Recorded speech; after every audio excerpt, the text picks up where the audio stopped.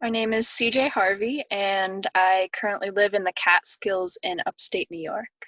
I always loved going to concerts when I was growing up. I remember I would always see the photographers on stage, like pop up behind the amp and snap a picture, or pop up, behind the curtain or something. And I thought that was so cool that these people just got to be on tour with artists and musicians and be a part of everything and be able to document not only what was happening in that hour time frame where they're playing on stage, but the other 23 hours of the day when they're hanging out at the hotel and when they're waking up and when they're driving for hours and hours and eating every meal together. And it's a very intimate experience that you wouldn't otherwise get to document if you're just shooting from the photo pit.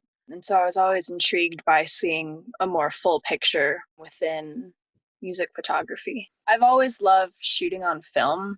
When I was starting off, it was pretty much just film. That was my main interest. And I shot with a Pentax K1000. To this day, I still have that camera. It's a great 35 millimeter camera.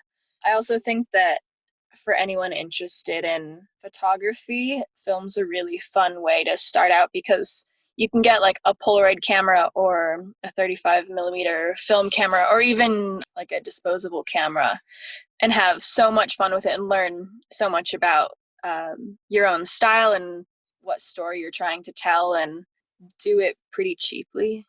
I think sticking with film was a reason I was able to explore so much when I was first starting out. My favorite photo I've ever taken was of this British singer-songwriter named Lewis Watson. He was performing at Bowery Ballroom in Manhattan. I had been a fan of his music for a while and reached out and was kind of shocked that they granted me photo access to it. And they gave me permission to shoot the entire show. And I was shooting with this Hasselblad that I rented out from school. There was one moment in the set where Lewis went into the crowd and was singing with his guitar in the middle of this like sold out Bowery Ballroom show, and everyone was lighting him up with their phone lights, and it was just enough light for me to take a photo of it. And I developed it all myself and was so happy when that one turned out, and I was so proud of it. That photo will always be kind of a timestamp for me when I think about the moment when I decided that I wanted to leave school and pursue music photography full time. I got so much out of that experience, and I knew that it was something that I wanted to keep chasing. That was kind of the start of it all for me.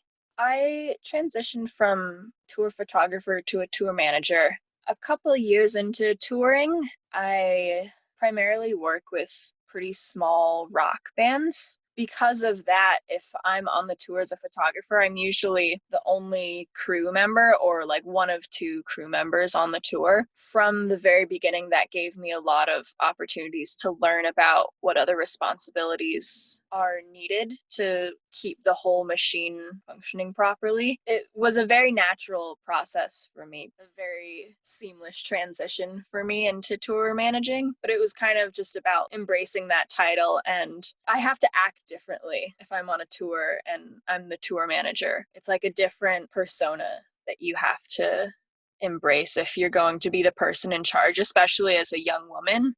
There's a lot of people who tour and who work at venues are older men who aren't used to seeing younger women and maybe aren't used to respecting them or just working with them in any capacity. And so you kind of have to be more assertive than you might normally be comfortable with.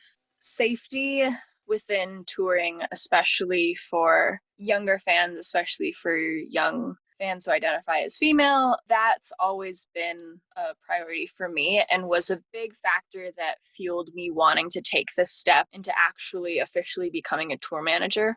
Because when you're a tour manager, you're the primary point of contact each night at the venue.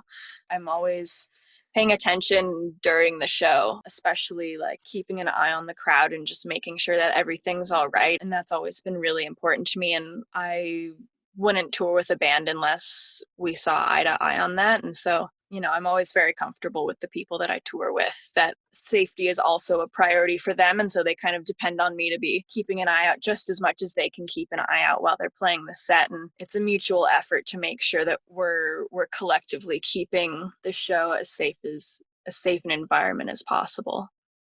I've been lucky enough to spend most of this past year really honing in on my craft and making my work much more intimate and personal. And I've really been able to spend time like making art that feels really good for me. So I'm hoping to be able to apply like that direction and that feeling and that emotion to work when I start touring again and being hired for projects again. I'm also working on a book that I'm really excited about. A lot of the work that I'm putting in the book is kind of like the most sensitive and the most emotional and the most vulnerable art that I've ever made.